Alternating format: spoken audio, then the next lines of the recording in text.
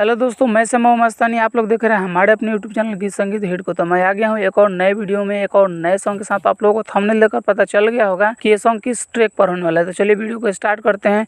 उससे पहले कि आप लोगों ने हमारे अपने चैनल गीत संगीत हिट को सब्सक्राइब नहीं किया है तो कर लीजिएगा, और अपने लिए पर्सनल सॉन्ग लिखवाने के लिए हमारे दिए गए नंबर पर कॉल कीजिएगा। तो चलिए स्टार्ट करते हैं आज का वीडियो मुखड़ा के साथ। ढोढ़ी में सखी हमारा उहो बियर गिरइले बा। ढोढ़ी में सखी हमारा उहो बियर गिरइले बा।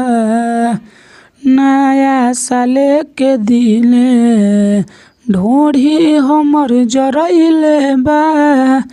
नया साले के दिने ढोढ़ी हमर जरइले बा। नया साले के दिने। तो ये था मुखड़ा। उम्मीद करते हैं कि आप लोगों को अच्छा लगा होगा। अगर अच्छा लगे तो एक लाइक जरूर कीजिएगा। तो चलिए चलते हैं अपने फर्स्ट अंतरे की तरफ। करे दर्द अब का कहीं सखी, कैसे भतार सखी हमारा के रखी। अरे मोल हम लगाव कहीं जाई के, ठीक कर ढोढ़ी में लगाई के। नासा में रहे यारवा धके कोरा मुइले बा।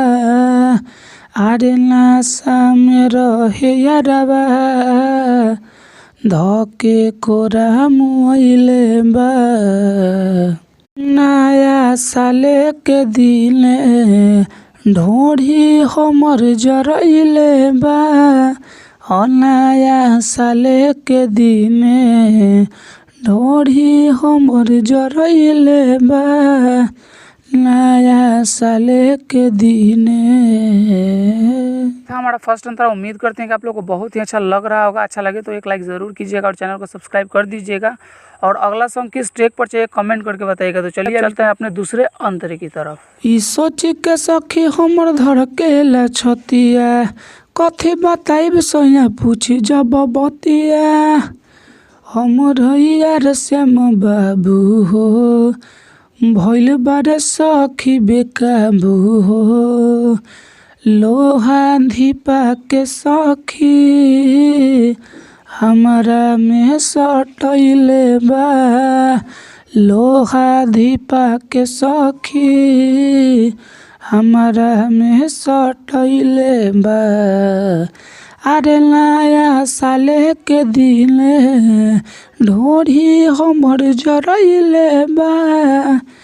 अरे नया साले के दिने ढोढ़ी हमर जरइले बा।